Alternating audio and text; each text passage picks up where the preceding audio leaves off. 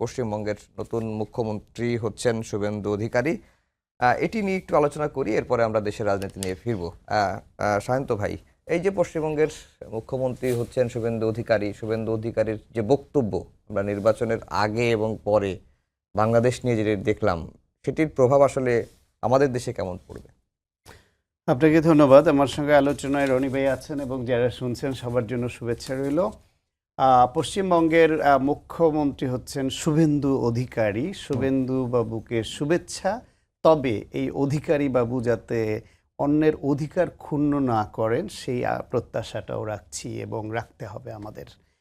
বাংলাদেশ বিষয়ে শুভেন্দু বাবুর ধারণাটা সবসময় নেগেটিভ, এটা বিভিন্ন তার বক্তব্যে উঠে এসেছে এবং তিনি যখন তেরে যান এবং আমরা ভিডিওতে দেখি যে বাংলাদেশি ধর বলে তেরে দৌড়ে যান, তিনি বাংলাদেশ নিয়ে এবং ধর্মীয় বিষয় নিয়ে অনেক উস্কানিমূলক বক্তব্য দেন এবং ইন্টারিম গভর্নমেন্টের সময় শেখ হাসিনাকে নিয়ে তিনি যে বক্তব্যটা দিয়েছিলেন যে শাহজালাল আন্তর্জাতিক বিমানবন্দরে শেখ হাসিনা আসবে এবং বাংলাদেশের রিসিভ করে নিতে হবে, এই সমস্ত বক্তব্যগুলো তার সম্পর্কে যে ধারণা তুলে ধরে সেটা খুব ইতিবাচক ধারণা নয়। তবে আমি এটুকু প্রত্যাশা রাখতে চাই বা ধারণা রাখতে চাই যে রাজনীতিতে যখন মাঠের বক্তৃতা বা রাজনৈতিক কারণে বা ভোটের বাজারের যেই বক্তৃতা, যেই রাজনীতি, সেটা অনেক সময় অনাকাঙ্ক্ষিতভাবে এই সাবকন্টিনেন্টে বিশেষ করে নানানভাবে ডাইমেনশন পায়। সমর্থন আদায়ের জন্য ধর্মীয় কার্ড খেলে, ধর্মীয় সাম্প্রদায়িক উস্কানি দেয়, কেউ কেউ নানান গোষ্ঠীকে খেপানোর জন্য কিংবা কাউকে পক্ষে আনবার জন্য এরকম রাজনৈতিক বক্তব্য দেয়। এটা বাংলাদেশেও অনেক নেতাদের মুখে নানান সময় আমরা শুনি। যদি তিনি ওই রাজনৈতিক কারণে এ ধরনের বক্তব্য দিয়েছেন সেটাকে ওইখানে ফেলে আসেন এবং মুখ্যমন্ত্রীর চেয়ারে বসার পরে তিনি মন্ত্রীর মতো আচরণ বা এই রাজ্যের প্রধান মন্ত্রী তার মতো আচরণ তিনি ধারণ করেন এবং সেটা করেন, সেটা হলো প্রত্যাশিত। আমরা এখনো জানি না তিনি কি করবেন।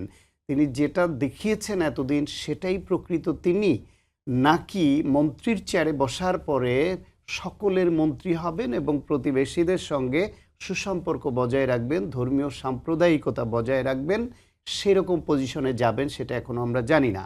যদি এতদিন তাকে যেভাবে আমরা দেখেছি, যদি সেটাই প্রকৃত শুভেন্দু অধিকারী হন, তাহলে বাংলাদেশের সঙ্গে পশ্চিমবঙ্গের সম্পর্কের অবনতি অবধারিত এবং ওইখানে যদি ধর্মীয় উস্কানি এবং নানান রকমের ধর্মীয় সংঘর্ষ হয়, তার ঢেউ কিন্তু বাংলাদেশে লাগে। যে ধরনের ভিডিওগুলো আমরা দেখছি সামাজিক যোগাযোগ মাধ্যমে, তাতে আতঙ্কের বিষয়, আতঙ্কের বিষয় তো বটেই। তবে আমি ঠিক জানি না এই ভিডিওগুলোর কতটা সত্য আর কতটা মিথ্যা। এই এআই এর যুগে অথেন্টিক কোনো সংবাদ মাধ্যমে প্রকাশ হওয়ার আগ পর্যন্ত বাংলাদেশের হোক বা ভারতের বা অন্য কোথার হোক কোনো ভিডিও, ছবি, কোনো কিছু আমি আমলে নেই না। সে কারণে যতক্ষণ পর্যন্ত এটা অথেন্টিক কোনো জাতীয় সংবাদ মাধ্যম বা বিশ্বাসযোগ্য সূত্র থেকে আমরা প্রমাণ না পাই, ততক্ষণ পর্যন্ত ধরে নিচ্ছি যে এরকম কিছু ঘটছে না বা ঘটলে তার নিয়ন্ত্রণ করবে।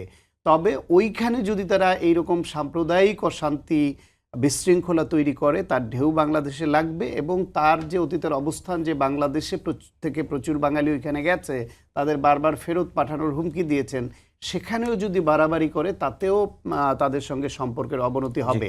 কিন্তু বাংলাদেশের সঙ্গে ইন্ডিয়ার, বিশেষ করে পশ্চিমবঙ্গের সুসম্পর্ক দুই দেশের স্বার্থেই রাখা জরুরি। এই স্বার্থ শুধু বাংলাদেশের না, এই স্বার্থ ভারতেরও। জি, রনি ভাই, বাংলাদেশে কি প্রভাব দেখছেন? পশ্চিমবঙ্গের যে নির্বাচন হয়ে গেল, বিজেপি ক্ষমতায় গেল, শুভেন্দু অধিকারী প্রশ্ন দিয়ে বসতে যাচ্ছেন। আপনাকে ধন্যবাদ, আর সহ আলোচক ডক্টর সায়ন্ত, ওনাকেও ধন্যবাদ, চমৎকার কথা বলেন। তো তার বক্তব্যের সঙ্গে আমি একমত। আমি শুধু কিছু যোগ করতে চাই যে মানুষ ক্ষমতায় যাওয়ার আগে যে কোনো রাজনীতিতে অনেক সময় জঙ্গি জঙ্গি কথাবার্তা বলে। তো তার যেমন মমতা ব্যানার্জি, তার রাজনীতির একটা পলিসি ছিল মুসলিম তোষণ, মুসলমানদের একটা ব্যাপক ভোট তিনি পেতেন। বলা হয়ে থাকে বাংলাদেশের জামাতের সাথেও তার একটা খুব ভালো রিলেশনশিপ ছিল মমতা ব্যানার্জির, এবং সেই কারণে সাবেক প্রধানমন্ত্রী শেখ হাসিনার সঙ্গে মমতার একটা মনস্তাত্ত্বিক দূরত্ব ছিল। ওই জায়গাটা শুভেন্দু দখল করে নিয়েছে। সে ওখানে একটা উগ্র হিন্দুত্ববাদ এবং পশ্চিমবঙ্গের রাজনীতিতে উগ্র হিন্দুত্ববাদ কিন্তু এই প্রথম আসলো।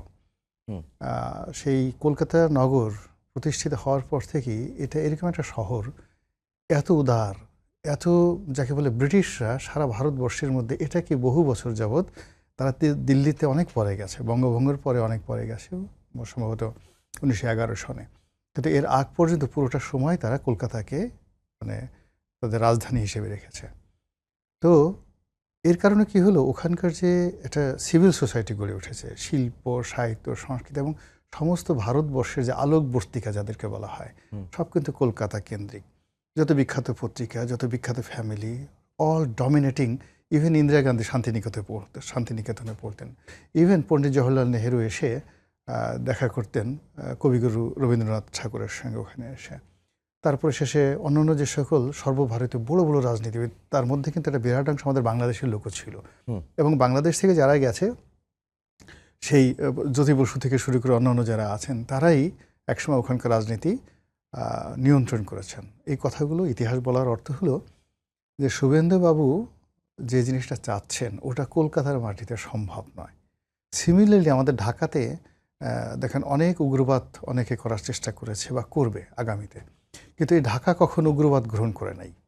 এই ঢাকাতে আমাদের এই দেশে কখনো, এই ঢাকার শহরে মানে সেই পাকিস্তান জামাতে একবার অল্প কিছু সময়ের জন্য মানে একটু সাম্প্রদায়িক দাঙ্গা হয়েছিল, খুব লিমিটেড, ইত্তেফাকের ওই জায়গাটুকুতে। এর বাইরে এই শহর অত্যন্ত শান্তিপূর্ণ একটা শহর। তো কলকাতাতে শুভেন্দুবাবু ওই যেটাকে উগ্রবাদ, যেটা হিন্দু বিজেপি উগ্রবাদ, এটা চালাতে পারবেন। এবং তিনি যে রাজনৈতিক দলটা করেন বিজেপি, এটা তো আসলে শ্যামাপ্রসাদ মুখার্জির সেই আরএসএস দ্বারা। শ্যামাপ্রসাদ মুখার্জির বাবার নাম হলো স্যার আশুতোষ মুখার্জি। তো স্যার আশুতোষ মুখার্জির ছেলে শ্যামাপ্রসাদ মুখার্জি, তিনি এই আরএসএস কিন্তু কলকাতাতে করতে পারেননি। তাকে এই জিনিসটা করার জন্য উত্তর ভারতে, দক্ষিণ ভারতে যেতে হয়েছে, নরেন্দ্র মোদীর এই এলাকাতে। তো কাজেই আমার কাছে মনে হয় যে এটা মানে এখানে খুব ভীত সন্ত্রস্ত হওয়ার মতো তেমন কিছু নেই। This is number one. Number two হলো, এটা ওরা একটা রাজনীতি করছে। আমি দেখলাম যে অমিত শাহ যিনি আছেন এখন ওখানকার স্বরাষ্ট্রমন্ত্রী, তো তিনি বাংলাদেশের সঙ্গে মানে পশ্চিমবঙ্গের সঙ্গে যে আমাদের যে সীমান্ত রয়েছে সেই সীমান্ত সিল করে দেবেন বলে হুমকি দিয়েছেন। সীমান্ত তো এমন সিল করাই আছে, মানে এই গত 2 বছর যাবৎ সীমান্ত তো ওদের সঙ্গে প্রায় সিল করে আছে। তাতে আমাদের খুব বেশি ক্ষয়ক্ষতি হয়েছে বলে আমার কাছে মনে হচ্ছে না। বরং তারা যদি সীমান্ত সিল করে দিয়ে এই বাংলাদেশ থেকে যে সমস্ত লোকজন গেছে, যাদেরকে আমরা আসলে পছন্দ করি না, তাদেরকে যদি প্যাকিং করে সেখানে রেখে দেয়, তাহলে তো আসলে বর্তমান সরকার বেসিক্যালি শুভেন্দুবাবুকে আরও ধন্যবাদ দেবে যে ওকে, যেটা আছে আপনাদের ওখানে রেখে দেন, আমরা আমাদের মতো করে থাকি। তো এই রাজনীতির একটা টানাপোড়েন চলছে। এই টানাপোড়েনটা নিয়ে সবাই হুমকি ধামকি দিচ্ছে, কিন্তু যে জিনিস আমরা ভয় পাচ্ছি আসামকে নিয়ে। কারণ আসামে প্রায় 30 লাখ লোকরে মানে ইতিপূর্বে নরেন্দ্র মোদী সরকার তারা এনলিস্টেড করেছে, বলছে ওরা বাংলাদেশের লোকজন। গুজরাটে এবং দিল্লিতে তারা বহু সংখ্যক মানুষকে অ্যাসার্টেন করেছে এরা বাংলাদেশের লোকজন, বেসিক্যালি তারা বাংলাদেশের লোক না। তো সব মিলিয়ে প্রায় 1.5 কোটি মানুষ, ভারতের দাবি অনুযায়ী 1.5 কোটি মানুষ বাঙালি, যারা এই বাংলা থেকে ভারতে চলে গেছে। তো এখন তাদেরকে তারা যখনই আমাদের এখানে কোনো দুর্বলতা দেখে সরকারের সঙ্গে, তাদের যখন কোনো বনিবনা হয় না বা সরকারকে ভয় দেখাতে চায়, এটা শেখ হাসিনার জমানাতে হয়েছে, তখনই তারা করে কি ওখান থেকে আমাদেরকে পুশিন করার চেষ্টা করে। এবং পুশিন করতে গিয়ে তারা সেই গুজরাট থেকে ধরে নিয়ে আনে 10-12টা। এই 3-4 দিন আগেও দেখলাম যে 2 জনকে তারা পুশিন করার চেষ্টা করেছে, আমাদের বিজেপি তাদেরকে আবার সেগুলো তাড়িয়ে দিয়েছে। তো এইগুলো যে ছলাকলা মূলত আসলে বাংলাদেশের সঙ্গে শেখ হাসিনা পতনের পরে যে একটা সম্পর্কের অবনতি হয়েছে, মারাত্মক অবনতি হয়েছে ইনুর জমানাতে, ওটাকে তারা একটা বার্গেনিংয়ের পর্যায়ে আনতে চাচ্ছে। একটা এমন বার্গেনিংয়ের পর্যায়ে যে শেখ হাসিনার সঙ্গে তাদের যে সম্পর্কটা ছিল ওটা যে পর্যায়ে ছিল অতটা না হলেও যেন কাছাকাছি পর্যায়ে একটা সম্পর্ক তারেক রহমান সাহেবের সঙ্গে হয়। তো এই বার্গেনিং করার জন্য তারা আসলে অনেকগুলো আবার তারা তো তৈরি করেছে যে সীমান্ত এলাকায় অনুপ্রবেশ ঠেকাতে সাপ ছাড়বে, কুমির ছাড়বে, এ ধরনের খবরও তো কিন্তু আসছে। প্রতিবেশীদের কাছে এটি কি ধরনের? না, এটা তো মানে কতটা আচরণ। নির্ভর, সাপ কি বুঝতে পারবে, সাপ কি কোনোদিন ট্রেনিং করে যে এটা বাঙালি আর এটা মানে হিন্দুস্থানি, এটা হিন্দু, এটা মুসলমান, এটা পশ্চিমবঙ্গের কুমিরও বুঝতে পারবে? কোনোদিন এটা বুঝতে পারবে না। এই অথর্ব কথাগুলো বলে মূলত আমাদের একটা নুইসেন্স ক্রিয়েট করতে চাচ্ছে, আমাদের মেজাজ যেন গরম করতে চাচ্ছে, কিন্তু এর চেয়ে হাস্যকর কোনো কথা হতে পারে না। বরং যারাই সাপ ছাড়তে যাবে বা কুমির ছাড়তে যাবে, পানিতে তো সাপ থাকতে পারে না, কোনো বিষধর সাপ কিন্তু পানিতে থাকে না, আপনি এটা জানেন? কোনো বিষধর সাপ পানিতে থাকে না। আপনি একটা গোগরা সাপকে পানিতে ফেলে দিলে ও প্রাণান্ত চেষ্টা করে সেখান থেকে তীরে আসার জন্য। তো সাপ ছেড়ে কোথায় সাপ ছাড়বে বলেন? ওরা যদি বলতো যে সুন্দরবনে বাঘ ছেড়ে দেয়, তাহলে আমাদের জন্য আরো লাভ হতো। হ্যাঁ, যে ওটা বিকজ ওরা ওই বিভিন্ন রকম ফাজলামো করে আমাদের অঞ্চলে, বা ওখান তো সীমান্ত নাই সুন্দরবনে, আমাদের প্রায় 60-70টি বাঘ তারা নিয়ে গেছে ওই হানি ট্র্যাপ ফেলে। ওখানকার বাঘের মধ্যে প্রেম তৈরি করেছে, প্রেম করে আমাদের এখানকার ওদের মেয়ে বাঘ আমাদের এই যে পুরুষ বাঘগুলোকে প্রায় 50টা বাঘ আমাদের এখান থেকে নিয়ে গেছে। তো এরকম ফাজলামো, মানে তারা না পারে এমন কোনো কাজ নাই। তো সেই ক্ষেত্রে মানে তারা এই যে আমাদের সাপ ছাড়বে, ব্যাং ছাড়বে, এই সমস্ত জিনিসগুলো ছাড়বে, ইটস এ বোগা স্টক। এগুলো দেখে লাভ হবে না আলটিমেটলি। শান্ত ভাই, এই বিষয়ে কি আর কিছু যোগ করবেন? না হলে আমি না, বাংলাদেশের ঠিক আছে, এটা চলমান চলবে, আচ্ছা আমরা অবজার্ভ করি। আচ্ছা, আজকে বিএনপির মহাসচিব এবং মন্ত্রী তিনি বলেছেন যে আমাদের দেশে একটা হতাশাবাদী গোষ্ঠী আছে, তারা সারাক্ষণ হতাশ হয়ে যায়, তারা বিভিন্নভাবে সমাজকে অস্থির করে রাখতে চায়, তারা ছোটোখাটো ইস্যু নিয়ে গোলযোগ সৃষ্টি করতে চাইছে, এদের থেকে সাবধান থাকতে হবে। তিনি কোন গোষ্ঠীর কাছ থেকে সাবধান থাকতে বলেছেন? যারা হতাশাবাদী এবং যারা তারাই। গোলযোগ সৃষ্টি করতে চায়। দেখেন, সরকারের বয়স হয়েছে মাত্র 2.5 মাস। হুম, এই 2.5 মাসে তাদের অনেকগুলো ভালো উদ্যোগ আছে এই সরকারের। হুম, একটা দুঃসময়ে এই সরকার রাষ্ট্র পরিচালনার দায়িত্ব পেয়েছে দীর্ঘ 16 বছরের ফ্যাসিবাদ, লুটপাট, অব্যবস্থাপনা, ভঙ্গুর অর্থনীতি, মানুষের মধ্যে নানান রকমের উদ্বেগ উৎকণ্ঠা, তারপরে একটা জুলাই গণঅভ্যুত্থান, গণহত্যা ঘটিয়ে একটা শক্তি পালিয়ে গেছে। সেই জুলাই গণঅভ্যুত্থানের পরে দেশের মানুষের মধ্যে, বিশেষ করে তরুণ ছাত্র জনতা, তাদের মধ্যে এমন একটা উচ্চাকাঙ্ক্ষা তৈরি হয়েছে যে ফ্যাসিবাদ বিদায় হয়েছে, এখন তাদের সব সমস্যার সমাধান হয়ে যাবে, তারা সব কিছু রাতারাতি বদলে ফেলবে। সেটাও তো সম্ভব না। ফলে একদিকে সম্পদের ঘাটতি, অব্যবস্থাপনা, রাষ্ট্রীয় প্রতিষ্ঠানগুলো ভঙ্গুর, আর একদিকে হচ্ছে গণঅভ্যুত্থানের পক্ষের শক্তির মধ্যে একটা উচ্চাশা যে সব সমাধান হয়ে যাবে। তারপর নির্বাচনের মাধ্যমে রাষ্ট্র পরিচালনার দায়িত্বে আসলো, একদম রোজার মুখে দায়িত্বটা হাতে পড়লো। এর মধ্যে শুরু হয়ে গেল ইরানে সিরিয়া, ইসরায়েল এবং আমেরিকার আক্রমণ যুদ্ধ। ফলে তেলের দাম বেড়ে গেল, তেলের ক্রাইসিস। আর তেলের দাম বাড়লে সমস্ত কিছুর উপর তার প্রভাব পড়ে। উৎপাদন খরচ, পরিবহন খরচ, সেটা কৃষিতে হোক, সেটা ইন্ডাস্ট্রিতে হোক, তার বিপণন খরচ, প্রিজার্ভেশন খরচ সব বেড়ে যায়। আলটিমেটলি গিয়ে ভোক্তার উপর চাপ পড়ে, তার বেশি দামে কিনতে হয়। এই রকম একটা পরিস্থিতিতেও 2.5 মাসের মধ্যে তাদের অনেকগুলো পদক্ষেপ ভালো আছে। প্রধানমন্ত্রীর এখনো পর্যন্ত মোটা দাগে খুব সমালোচনা করবার মতো কোনো উপাদান বিরোধীরা খুঁজে পায়নি। এখন বলতেছে হ্যাঁ, প্রধানমন্ত্রী ভালো করছেন, তার আশপাশ বা অন্যরা বা এরা ভালো করছে না।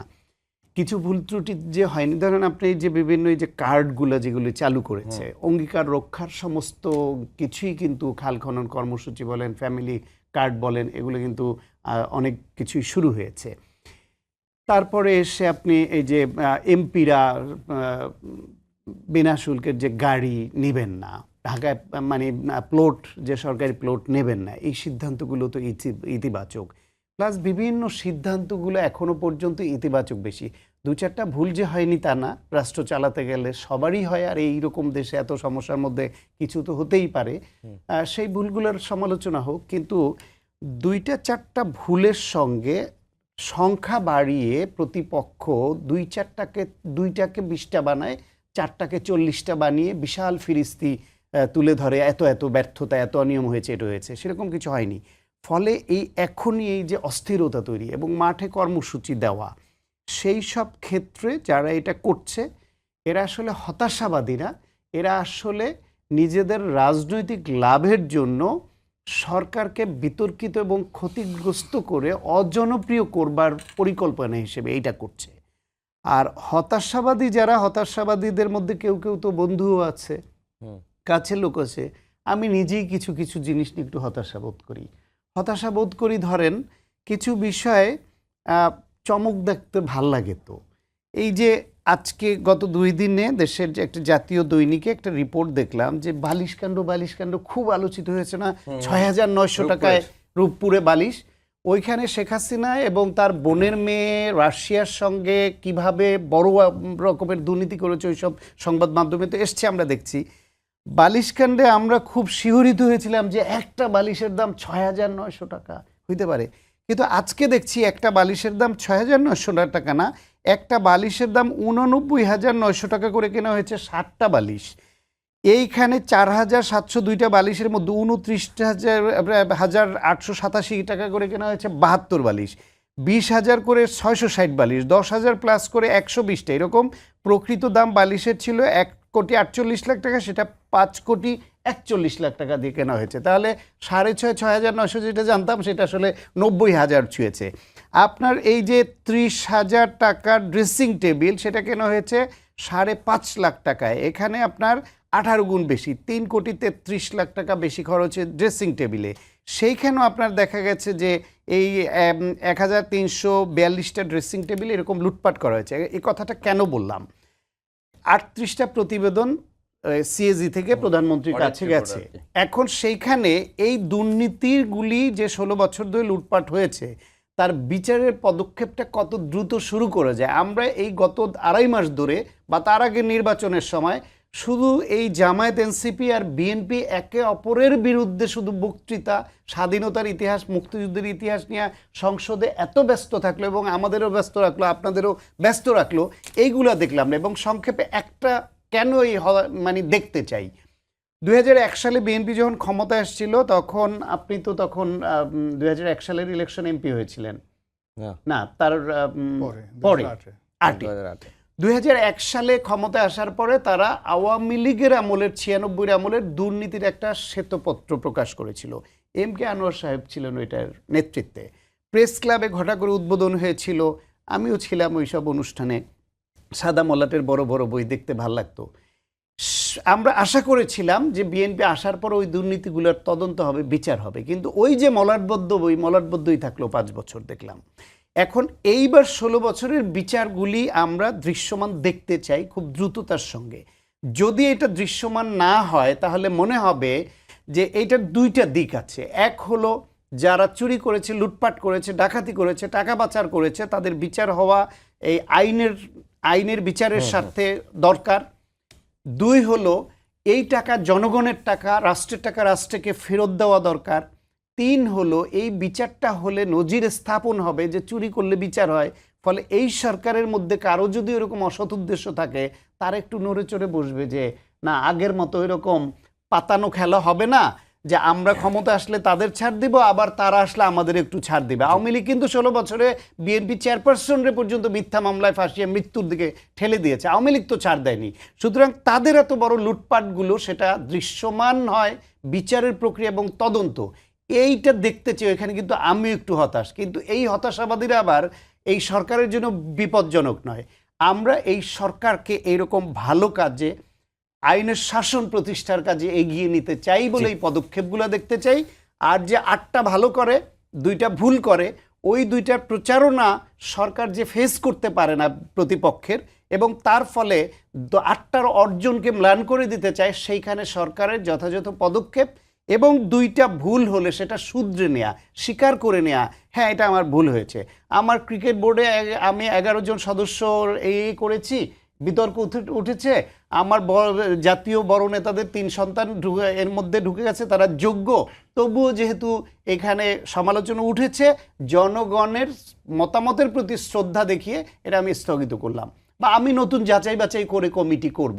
এইরকম যেখানে জনগণের যে মতামতের ভ্যালুটা যেন সরকার দেয়, ফলে ওই দিকে কিন্তু আমার ব্যক্তিগতভাবে কখনো হতাশা আছে, কখনো সমালোচনা আছে। রনি ভাই, মির্জা ফখরুল ইসলাম আলমগীর আসলে হতাশাবাদী গোষ্ঠী বলতে কাদেরকে বুঝিয়েছেন আর কাদের থেকেই তিনি সাবধান থাকতে বলেছেন? না, সঙ্গতির কারণে তিনি একেবারে ডাইরেক্টলি জামাত এবং এনসিপিকে নির্দেশ করেছেন, একটা।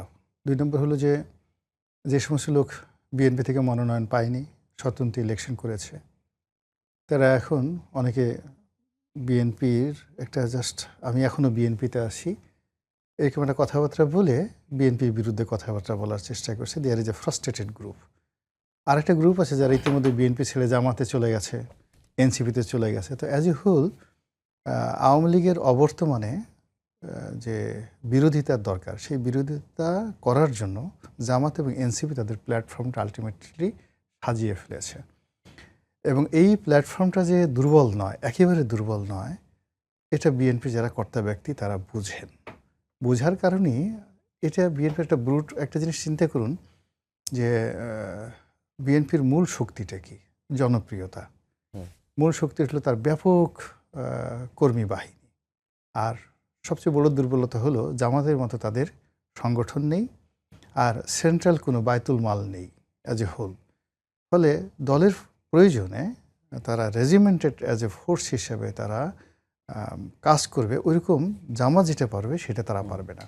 তো এর সঙ্গে যদি এনসিপি যুক্ত হয়, এর সঙ্গে যদি ডিপ স্টেট যুক্ত হয়, এবং এর সঙ্গে যদি আবার এখন শুভেন্দু যুক্ত হয়, তো it's not a it's not a matter of joke, it's a huge crisis and problem.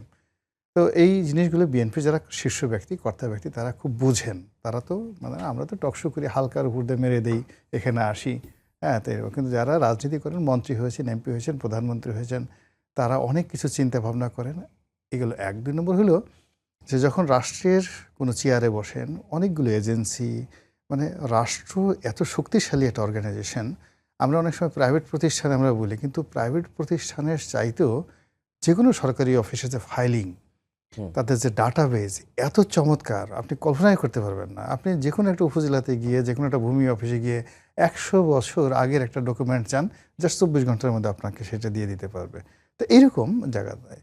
তো সেই সুযোগ সুবিধা নিয়ে যারা ক্ষমতায় থাকেন তাদের কাছে একটা একেবারে টাটকা খবর থাকে। আজকে জামাতের সভাপতি কার সঙ্গে দেখা করেছেন, আজকে জামাতের অমুক এমপি ভারতের কোন জায়গাতে কথা বলেছেন, দিল্লিতে তাদের কার কার সাথে যোগাযোগ হয়, কোন কোন নেতার। এই জিনিসগুলো সরকারের যারা কর্তা ব্যক্তি তারা আপডেট জানেন, যেটা আপনি আমি জানতে পারি না। ফলে মির্জা ফখরুল সাহেব তিনি প্রবীণ রাজনীতিবিদ, দলের এখন সাধারণ সম্পাদক, অ্যাট দ্য সেম টাইম সবচেয়ে বড় মিনিস্ট্রি তার দখলে। ফলে তিনি যে কথাগুলো বলছেন, সেই কথাগুলো আমি মনে করি যে রাজনৈতিকভাবে তিনি ভেবে চিন্তে বলেছেন, এবং তিনি ফালতু কথা বলার মানুষ না। তিনি ভেবে চিন্তে বলেছেন। এটা সরকার তার যে প্রতিপক্ষ, সেই প্রতিপক্ষ আমি মনে করি যে পৃথিবীতে যদি ভয়ঙ্কর কোনো প্রতিপক্ষ থাকে, ডিস্ট্রাকটিভ, সেটা হলো দুর্বল প্রতিপক্ষ। যে কোনো দুর্বল প্রতিপক্ষ এটা সবসময়ই আপনার মৃত্যু ডেকে নিয়ে আসে, আপনার পতন ডেকে নিয়ে আসে। এর কারণ হলো আপনি প্রতিপক্ষ দুর্বলের জন্য আপনি নাকে তেল দিয়া তারপর ঘুমাতে থাকেন, আর ওই সুযোগে সে এসে একেবারে নিরাপদে আপনার মাথায় একটা বাড়ি দিয়ে দেয়। এখন বর্তমানে যারা বিরোধী দল আছে তাদের মধ্যে যারা ইয়াং, বিএনপি যারা সিনিয়র নেতৃবৃন্দ, তারা মনে করছে এরা পোলাপান, বাচ্চা ছেলে, এই 30 বছরের নিচে বয়স, ওরা আর কি করতে পারে, ওরা কি করতে পারে, ওরা শেখ হাসিনাকে বাংলাদেশ থেকে তাড়িয়ে দিয়েছে, দ্যাট ক্যান দে ডু, তারা যখন কথাবার্তা বলে। এরপরে জামাত এ তো সারাদিন আল্লাহ বিল্লাহ করে, তসবি করে, তাহালিল করে, এরা কি আর করতে পারে, এরা যে কি করতে পারে এটা একমাত্র আল্লাহ ছাড়া, জামাত ছাড়া কেউ জানে না। এটা তাদের একটা মারিফতি কানেকশন, হ্যাঁ। তো এই একমাত্র আল্লাহ ছাড়া, জামাত ছাড়া কোনো কিছু জানে না, তারা সব কিছু করতে পারে। তো সেই দিক থেকে ক্ষমতায় বসে আমার কাছে যারা মনে হচ্ছে তারা সবাই খুব স্বস্তিতে না। আমি তারেক রহমান সাহেবকে দেখি, বা মির্জা ফখরুলকে দেখি, ইভেন সালাউদ্দিন সাহেবকে দেখি। সালাউদ্দিন সাহেব তো আগে একটু হাসাহাসি করতেন, কিন্তু স্বরাষ্ট্রমন্ত্রী হওয়ার পর ওনার চেহারা খারাপ হয়ে গেছে, মুখে দাগ পড়ে গেছে, কেমন যেন একটু উদাসীন উদাসীন ভাব।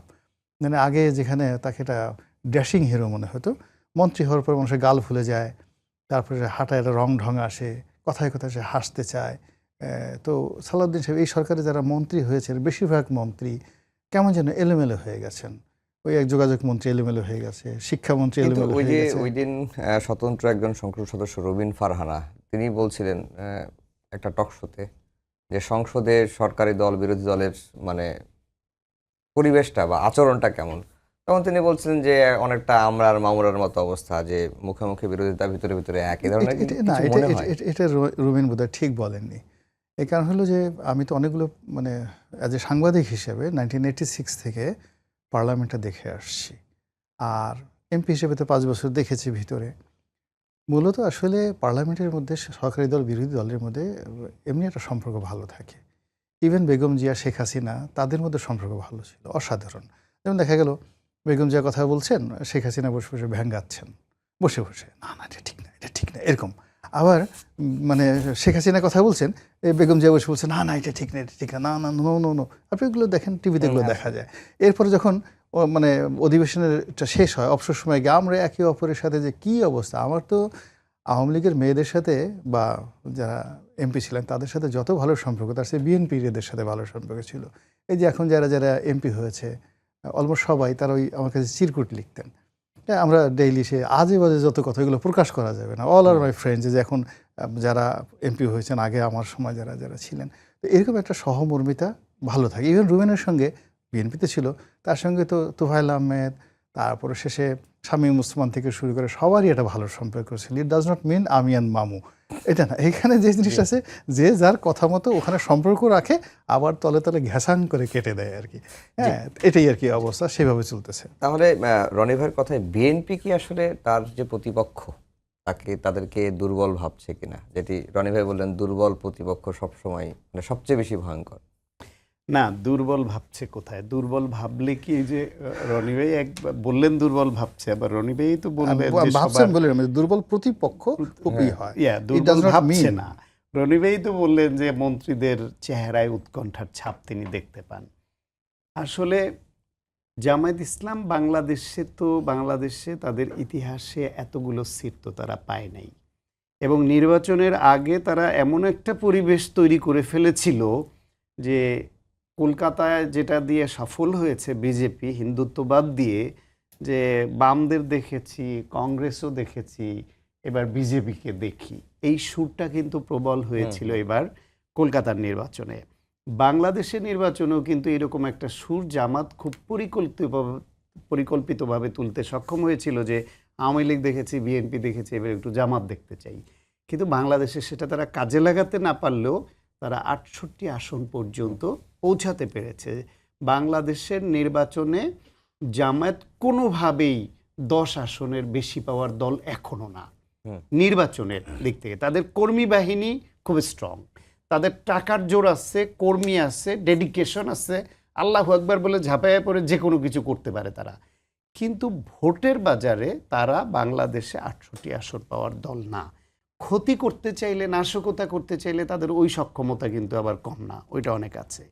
সেই বিবেচনায় জামায়াতের সঙ্গে তো বিএনপি দীর্ঘদিন রাজনীতি করেছে, জামায়াতকে বিএনপি স্টাডি করতে পারে আমার ধারণা, কারণ ইনস্ট্যান্ট আউট এত বছর অনেক কিছু জানিছে। জামাতের কিছু কিছু আবার অতিরিক্ত বাড়াবাড়ি মিথ আছে। এক সময় শুনতাম জামাতের হাইলি ট্রেন্ড একটা শিবির বাহিনী আছে, যারা যে কোনো সময় চাইলে মানে ম্যাসাকার করে দিতে পারে। জামাতের নেতাদের গায়ে হাত পড়লে বাংলাদেশে ম্যাসাকার হয়ে যাবে। আওয়ামী লীগ জামাতের নেতাদের দোষে, বিনা দোষে, রাজনৈতিক উদ্দেশ্যে নানানভাবে তাদেরকে ধরল আর ফাঁসি দিল। আমরা ওই শিবিরের প্রশিক্ষিত বাহিনীর কার্যক্রম দেখলাম না, আন্দোলনেও মাঠে ওইরকম দেখলাম না। আস্তে আস্তে তারা টাকা জোগাড় করেছে, সব কিছু করেছে, গুপ্তভাবে রাজনীতি করেছে, কিন্তু কার্যকরভাবে আওয়ামী লীগকে ফেস করবার মতো এরকম 18 বছরে কখনোই দেখি নাই তাদেরকে। তারপরে দেখলাম যে এইবার তাদের খুব আগের জামাত চেঞ্জ হয়ে গেছে, তাদের খুব শিক্ষিত পিএইচডিওয়ালা, বিদেশি ডিগ্রিওয়ালা, বিশ্ববিদ্যালয়ের শিক্ষক খুব জ্ঞানী গুণীরা জামাতের সন্নিবেশ ঘটেছে। তারা অন্যরকম জামাত এবার তৈরি করবে। নির্বাচনী ইস্তেহার তৈরির সময় এরকম দেখলাম যে তাদের সবচেয়ে মানে এরকম জ্ঞানী গুণীদের নিয়ে একটা কমিটি করলো, 6টা ভারতীয় ছবি চেপে দিল ইস্তেহারের বইয়ের মধ্যে, জানলো না যে এটার একটা কপিরাইট থাকে, কিংবা ভারতের এই সব ছবি ছাপলে একটা সমালোচনার মুখে পড়বো, বা এই ছবি বাংলাদেশেই পাওয়া সম্ভব, কিংবা এইটাকে নিজেরাই আরও ভালো সুন্দর ছবি বানানো।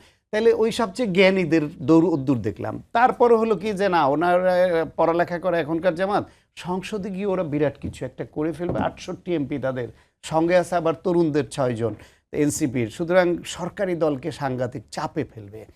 সংসদে যাওয়ার পরে দেখছি তাদের ওই যে 133টা অধ্যাদেশ যেগুলা নিয়ে বিশেষ কমিটিতে আলোচনা হয়েছে, বিএনপি কোনটা রাখবে, কোনটা ফেলবে, কোনটা পরিবর্তনের সবকিছু আলোচনা হয়েছে।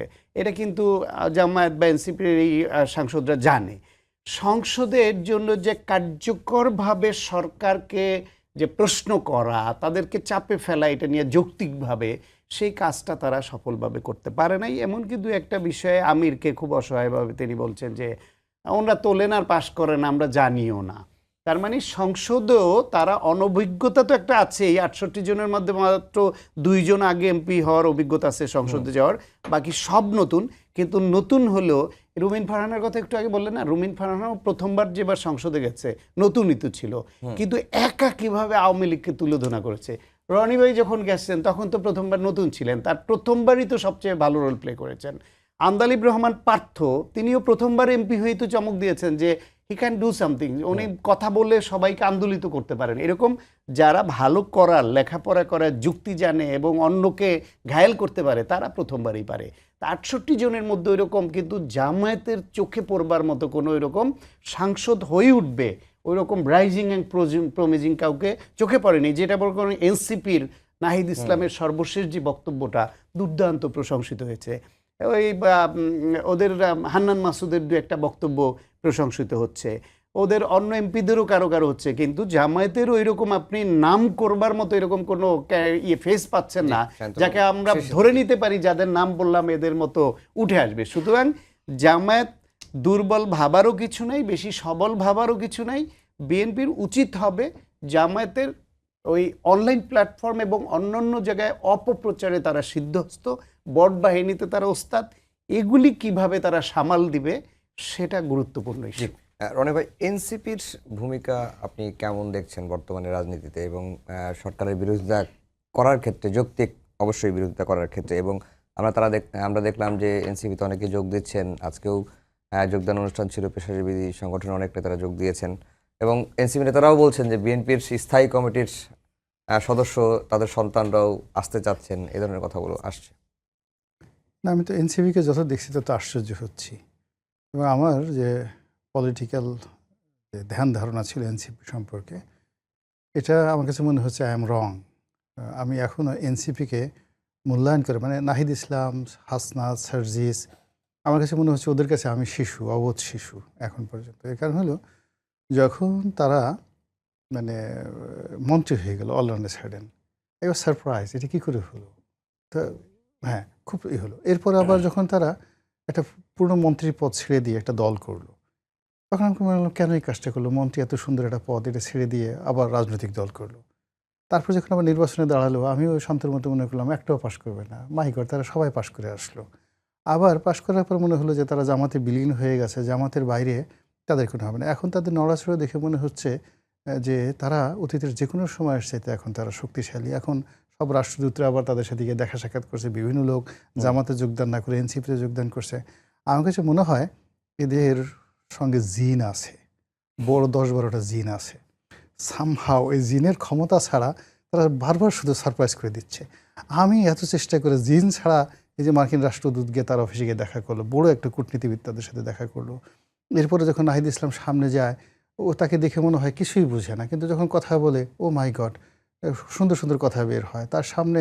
ইভেন তারেক রহমান সাহেব, এ তো ধরেন প্রধানমন্ত্রী তারেক রহমান বাদ দেন, শহীদ প্রেসিডেন্ট জিয়াউর রহমান সাহেবের ছেলে, তারপর শেষে মানে যে যাকে বলা হয় যে বেগম জিয়ার ছেলে, তো তিনি নাহিদ ইসলামের বাসায় দেখা করতে গেলেন। এ তো চারটিখানি কথা না। আমরা বিএনপি, আমি আওয়ামী লীগ করতে করতে জান দিলাম, এরপরে বিএনপি করতে করতে চামড়াগুলো ক্ষয় ফিরে ফেলাম, আমার ব্যবসা বাণিজ্য সব শেষ হয়ে গেলো। আমার বাসায় যদি নেতা একবার আসতো তো আমি তো 1 বছর খালি কান্নাকাটি করতাম খুশিতে। তো সেই তুলনায় হুইজ হাইয়াম, মানে আমার পক্ষে আসলে নাহিদ ইসলামের কারামতি বোঝা সম্ভব না। এর সাথে অ্যাটলিস্ট 1 ডজন জিন আছে এবং বড় বড় পাওয়ারফুল জিন আছে। ওই জিন দিয়ে, ও চালান দিয়ে একবার জামাতের আমিরকে পাগল বানাই ফেলে, আর একবার তারেক রহমান সাহেবকে পাগল বানাই ফেলে, আবার সালাউদ্দিন সাহেবকে পাগল বানাই ফেলে। এখন এই এমন করে রাষ্ট্রদূতকে পাগল বানাই ফেলে। এই যে কি করতেছে, মিনিমাম আমার কাছে মনে হচ্ছে রাজনীতিতে এনসিপি এখন যা করছে, 1 ডজন বড় বড় জিন আছে। এই 1 ডজন জিনের নাহলে যেই জায়গাতে, এরকম একটা জায়গাতে অফিস আগামী যে স্থানীয় সরকার নির্বাচন আছে সেখানেও ভালো করবে বলে মনে হচ্ছে নাকি? আরে ঢাকার মেয়র যদি তারা হয়ে যায়, অস্বাভাবিক কিছু না। এই যে ছেলেটাকে নিয়ে গেছে, মানে মনে করেন যে আওয়ামী লীগ থেকে বিএনপি থেকে যাকে নিয়ে যাওয়া হয়েছে, ইসহাক সরকার। হ্যাঁ ইসহাক সর্দার, এই পুরনো ঢাকার মানে ওই এলাকাতে যেহেতু বিএনপি যদি এরশাদকে না দেয় তাহলে পুরনো ঢাকা কেন্দ্রিক মানে যে ভোটারগুলো অ্যাট্রাকটিভ করার মতো ওইরকম ফিগার তো আমি বিএনপি কাউকে দেখি না। তো সেক্ষেত্রে ইসহাক যদি দাঁড়িয়ে যায় তাদের পক্ষে, বা ইসহাক যদি মনে করো আমি দাঁড়ালাম না, ওখানে আসিফ মোহাম্মদ সজীব ভুইয়ার সাথে সে নেমে গেল, ফলাফল কিন্তু ব্যতিক্রম হতে পারে।